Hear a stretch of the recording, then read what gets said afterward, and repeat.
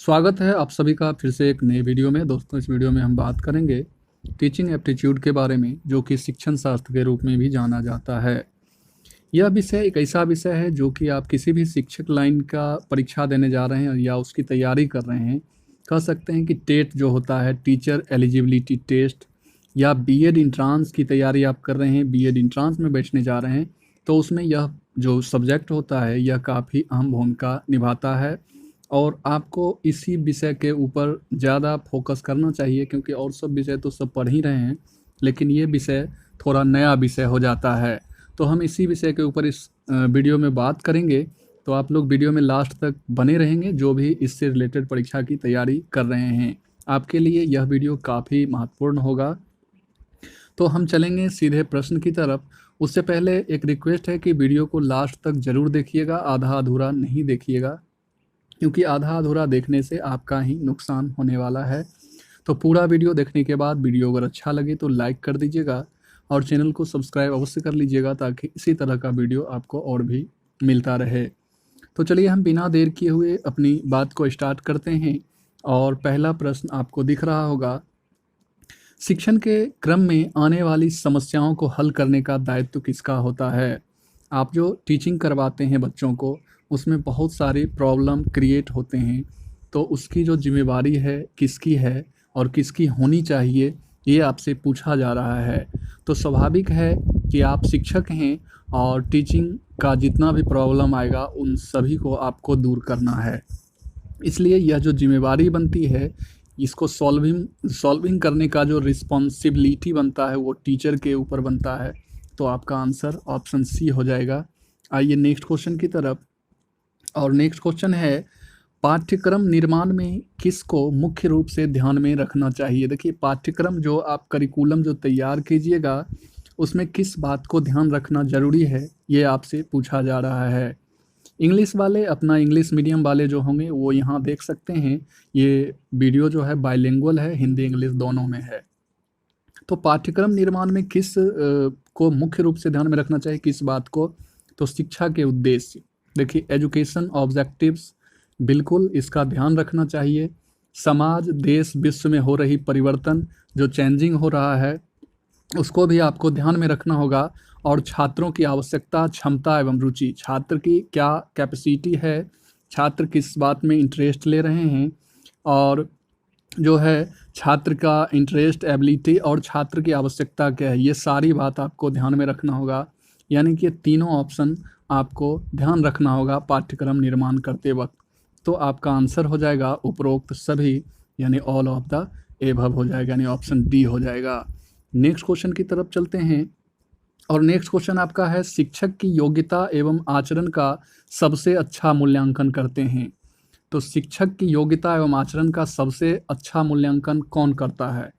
ठीक है, तो देखिए, एक शिक्षक होने के नाते आप क्या करते हैं और क्या पढ़ाते हैं, कैसे पढ़ाते हैं, आपका कैरेक्टर क्या है, ये सारी चीज़ का जो मूल्यांकन होगा, असेसमेंट होगा, वो सबसे बेहतर तरीके से आपके शिष्य जो हैं, आपके स्टूडेंट जो हैं, वही कर पाएंगे, यानी कि हिज डिसाइपल्स। ठीक है, तो आपका आंसर ऑप्शन बी हो जाएगा।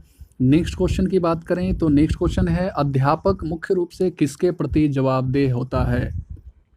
एक शिक्षक जो होता है किसके प्रति जवाबदेह होता है? तो सबसे बड़ी जो जवाबदेही होती है अध्यापक की, वो देखिए, ये चार ऑप्शन सरकार के प्रति, अभिभावकों के प्रति, प्रधानाध्यापक के प्रति और समाज एवं छात्रों के प्रति। तो स्वाभाविक है, शिक्षक जो सबसे ज़्यादा जवाबदेह होता है वो अपने समाज और अपने स्टूडेंट के प्रति ज़्यादा जो होता है रिस्पॉन्सिबल होता है। तो आपका आंसर ऑप्शन डी हो जाएगा, टुवार्ड्स सोसाइटी एंड स्टूडेंट।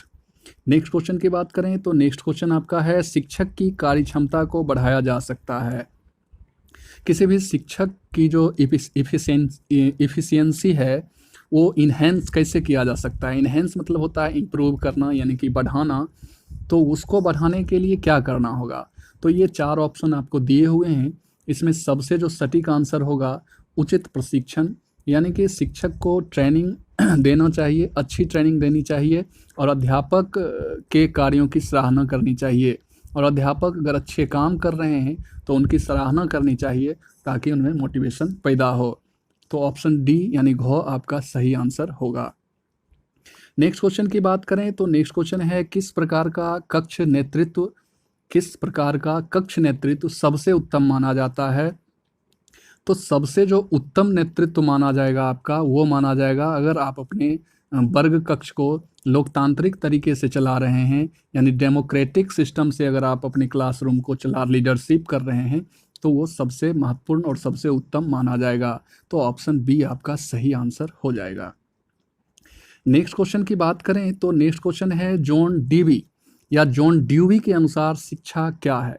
देखिए, जॉन ड्यूवी जो थे एक मनोवैज्ञानिक थे, और उन्होंने जो शिक्षा को जो बताया, वो बताया कि ये त्रिमुखी प्रक्रिया है, यानी कि ट्राइपोलर प्रोसेस है आपका शिक्षा। ठीक है, एजुकेशन जो है जॉन ड्यूवी के अनुसार ट्राइपोलर प्रोसेस है। तो ऑप्शन सी आपका सही आंसर हो जाएगा।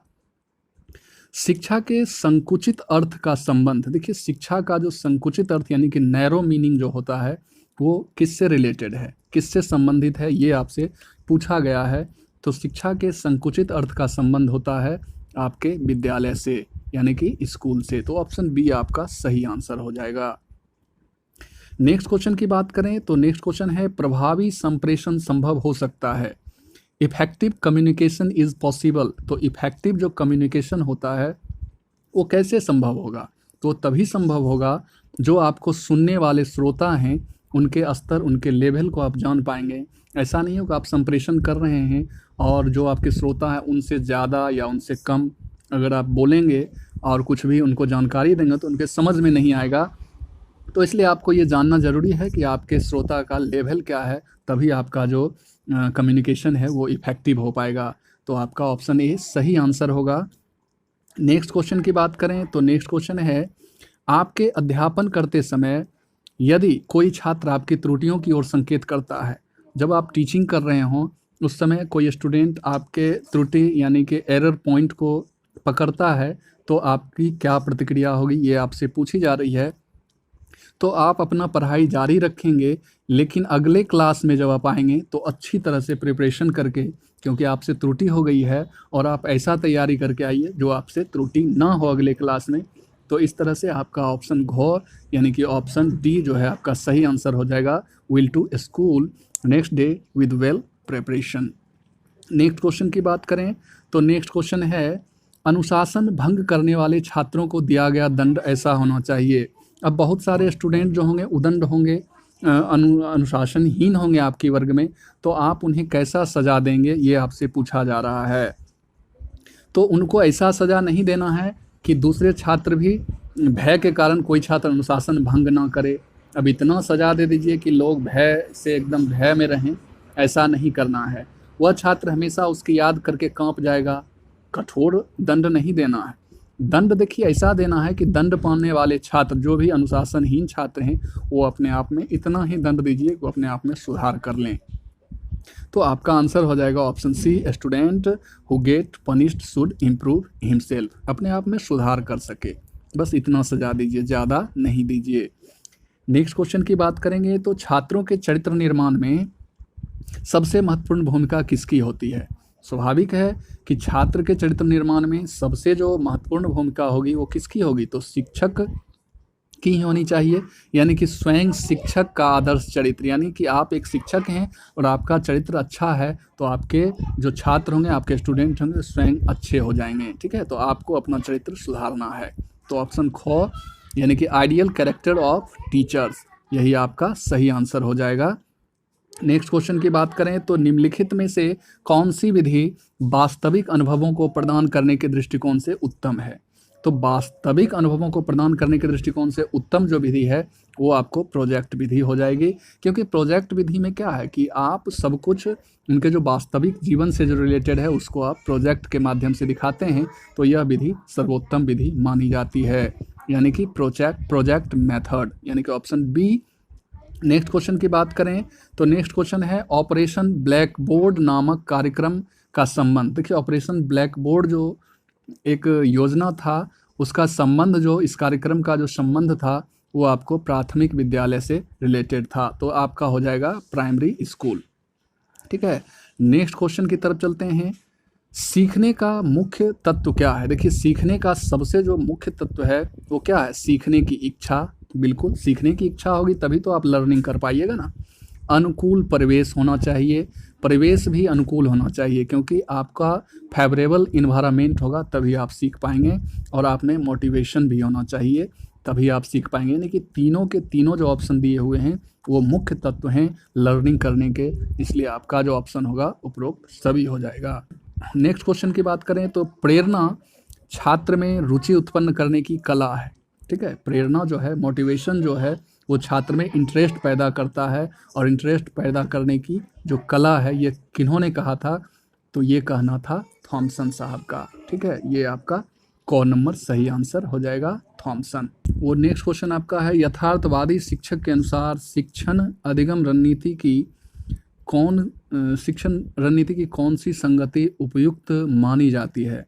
देखिए, इसमें उपयुक्त जो रणनीति होगी अधिगम की, यानी कि लर्निंग की, वो आपकी हो जाएगी खोजपूर्ण अधिगम। उसके बाद हो जाएगा, व्याख्यान नहीं होगा क्योंकि व्याख्यान में वन वे एजुकेशन, यानी कि सिर्फ शिक्षक जो है लेक्चर देंगे और स्टूडेंट सुनेंगे। तो शिक्षण अधिगम की रणनीति होनी चाहिए जिसमें आप भी इन्वॉल्व हों और आपके स्टूडेंट भी इन्वॉल्व हों। तो ज्यों ही खोजपूर्ण अधिगम आप करेंगे तो उसमें आपके स्टूडेंट भी इन्वॉल्व होंगे, प्रेक्षण में भी आपके स्टूडेंट इन्वॉल्व होते हैं, और अनुदेशित निर्देशन जो होता है इसमें भी इन्वॉल्व होते हैं। तो इस प्रकार से तीन जो आपको ब्लू लाइन जो दिख रहा है, ये सारे जो हैं शिक्षण अधिगम रणनीति की संगति की उपयुक्त, कौन सी संगति उपयुक्त मानी जाएगी? तो तीनों संगति जो है सो उपयुक्त होगी। तो आपका आंसर हो जाएगा ऑप्शन ग, यानी कि क, ग और घ, यानी कि एक ये छोड़ के, व्याख्यान छोड़ के, और तीनों। नेक्स्ट क्वेश्चन पे चलिए, और नेक्स्ट क्वेश्चन है, निम्नलिखित में से कौन सामाजीकरण का सक्रिय अभिकरण नहीं है? तो सामाजीकरण का सक्रिय अभिकरण नहीं है, नहीं की होने की बात की जा रही है। तो देखिए, समुदाय केंद्र जो होता है इसमें सामाजिक की बात आ रही है, क्योंकि समुदाय का मतलब ही समाज, परिवार तो एक समाज का हिस्सा है ही, और धार्मिक संस्था भी किसी न किसी समाज से ही रिलेटेड होते हैं। लेकिन रेलवे स्टेशन जो होता है ये आपका सामाजिक अभिकरण नहीं हो सकता है। ठीक है, सक्रिय अभिकरण, एक्टिव अभिकरण नहीं हो सकता है। तो ये आपका ऑप्शन घ जो है सही हो जाएगा। नेक्स्ट क्वेश्चन है, प्रभावी शिक्षण निम्नलिखित में से क्या हो सकता है? देखिए, प्रभावी शिक्षण की बात की जा रही है तो प्रभावी शिक्षण क्या हो सकता है? व्यावसायिक श्रेष्ठता के प्रति शिक्षक की निष्ठा, शिक्षक का संतोष, शिक्षक संतोष हो जाएगा, उससे थोड़े छात्र को लाभ होने वाला है, तो प्रभावी शिक्षण है शिक्षक का छात्रों को पढ़ाना और समझाना। बिल्कुल, देखिए, शिक्षक अगर छात्र को अच्छे से पढ़ाते हैं और समझाते हैं तो सबसे जो प्रभावी टीचिंग मेथड होगा यही होगा, ऑप्शन सी, यानी कि teacher making a student learn and understand. तो सी नंबर आपका सही आंसर होगा। अधिगम का सबसे उपयुक्त अर्थ, अधिगम का सबसे जो उपयुक्त अर्थ होगा वो क्या होगा? तो अधिगम का सबसे उपयुक्त अर्थ होगा व्यवहार संशोधन, यानी कि अगर किसी के बिहेवियर में चेंजिंग आप ला देते हैं तो सबसे उपयुक्त मीनिंग उसका अधिगम का, यानी लर्निंग का सबसे उपयुक्त मीनिंग यही होता है, अप्रोप्रिएट मीनिंग, यानी कि changing of behaviour, modification of behaviour.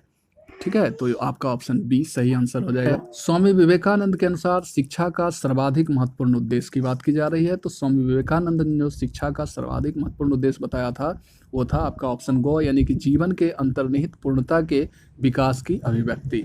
तो ऑप्शन सी आपका हो जाएगा, manifestation of inherent perfection of life. ठीक है, आइए नेक्स्ट क्वेश्चन पे, मूलभूत राष्ट्रीय मूल्य को सम्मिलित किया गया है।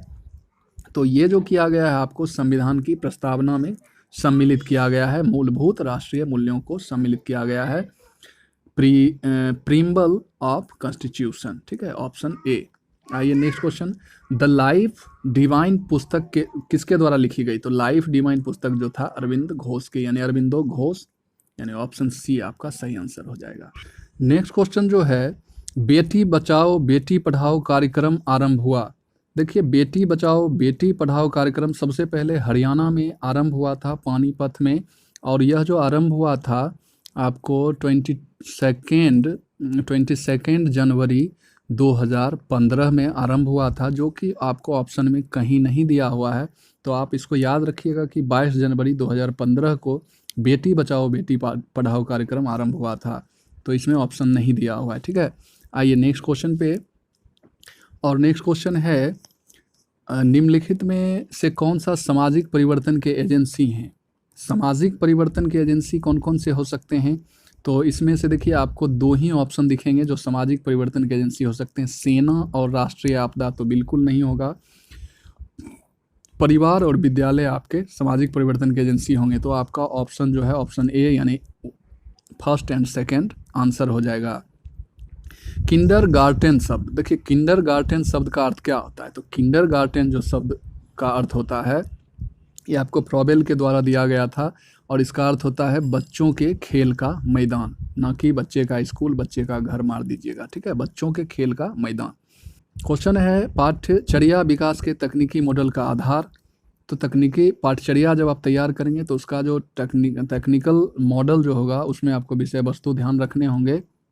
उसके बाद अधिगमकर्ता जो लर्नर होंगे उनको भी ध्यान रखना होगा और शिक्षण रणनीति भी ध्यान रखना होगा, यानी कि ऑल ऑफ द एबव आपका सही आंसर यानी ऑप्शन घ हो जाएगा। विशेष शिक्षा से तात्पर्य, देखिए स्पेशल एजुकेशन का मतलब क्या होता है ये आपसे पूछा गया। तो स्पेशल एजुकेशन में क्या होता है? Education for childrens with special need, यानी कि विशेष आवश्यकता वाले बच्चों के लिए जो आप शिक्षा की व्यवस्था करते हैं वही स्पेशल एजुकेशन है। तो ऑप्शन ग आपका सही आंसर हो जाएगा। नेक्स्ट क्वेश्चन है क्षेत्रीय शिक्षा महाविद्यालय अवस्थित है। तो क्षेत्रीय शिक्षा यानी कि रीजनल इंस्टीट्यूट ऑफ एजुकेशन जो है वो कहाँ है? तो वो आपको अजमेर में है, ऑप्शन घ। और नेक्स्ट और लास्ट क्वेश्चन की बात हम करें तो लास्ट क्वेश्चन है किसी तात्कालिक समस्या के समाधान में स्थानीय शोध यानी कि रीजनल जो रिसर्च होता है उसका उद्देश्य क्या होता है? तो उसका उद्देश्य होता है क्रियात्मक शोध यानी कि एक्शन रिसर्च। तो यही था। आपको यह वीडियो कैसा लगा जरूर बताइएगा कमेंट करके। धन्यवाद।